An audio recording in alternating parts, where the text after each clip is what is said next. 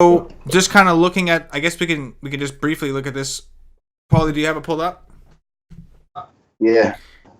It looks like Zeke, Barkley, McCaffrey, and Odell Beckham are the 4 most expensive players. Do you agree with that order?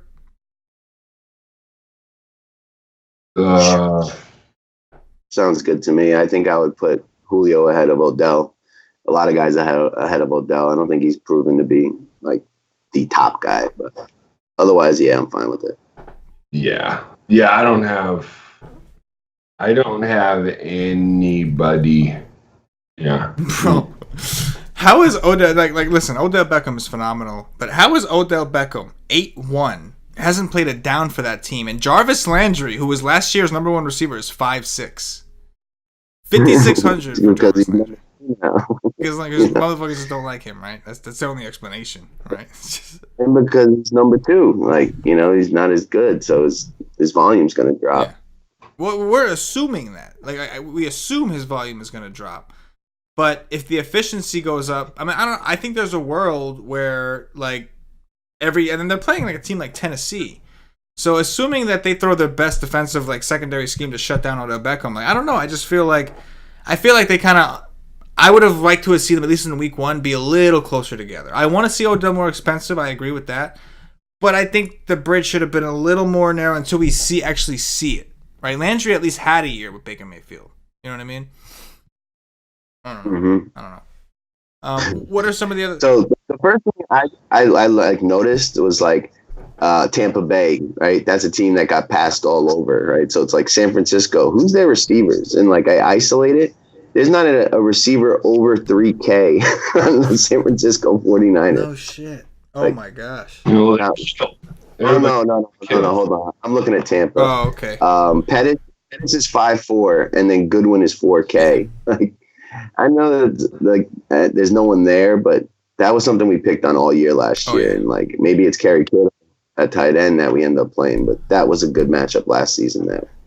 Shout out to Cam Kittle. Yeah, it's one of those things like Joe does. Cam never actually said that. I think he wrote that out.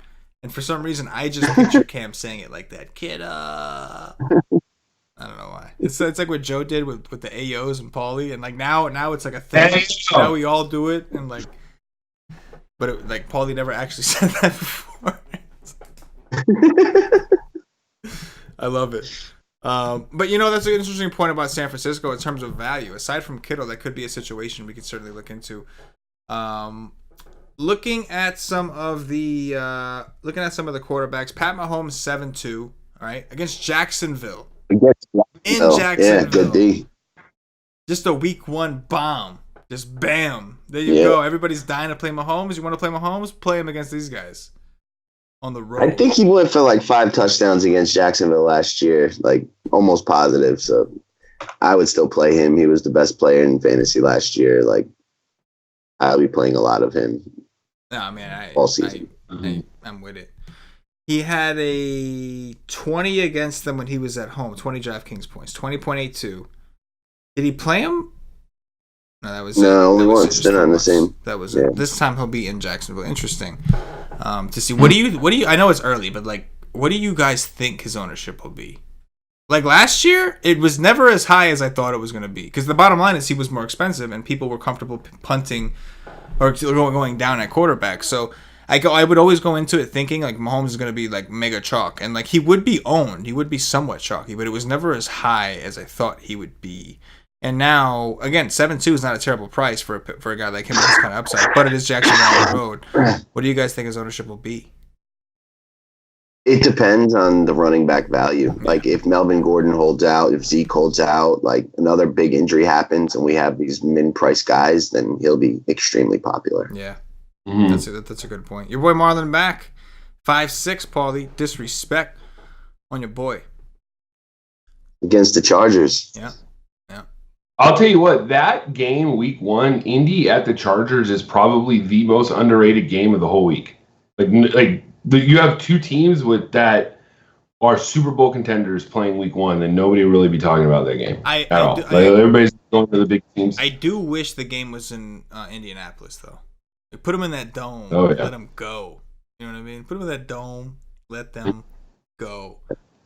I think the Atlanta Minnesota game is going to be like the highest total, like kind of get chalky. You know, all those receivers on the turf, good quarterbacks. Like, I think that's going to end up being like the highest total game on this slate. There's actually a lot of interesting prices. Gurley's 7-9. I know, we got to see what role he's in. David Johnson is 7-7.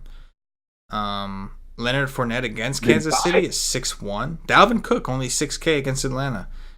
There are some guys you could roll the dice with. They might not be as secure, obviously. I mean, Coleman, right? He's got a new role. It's only like 5K against Tampa Bay. Tampa. Yeah. Interesting. The guy who opened up today was Kerryon Johnson. Yeah. Or it was yesterday because they cut Theo Riddick. Right. Yep. So that's basically more opportunities for Kerryon Johnson. So I like him too at 5,800. And then if, like Paulie said, if Gordon held out, Eckler at 5.5, it's going to be popular. And then I'm sure Josh Jackson is way less than that. You know what I mean? Like he's probably like, he's 4K.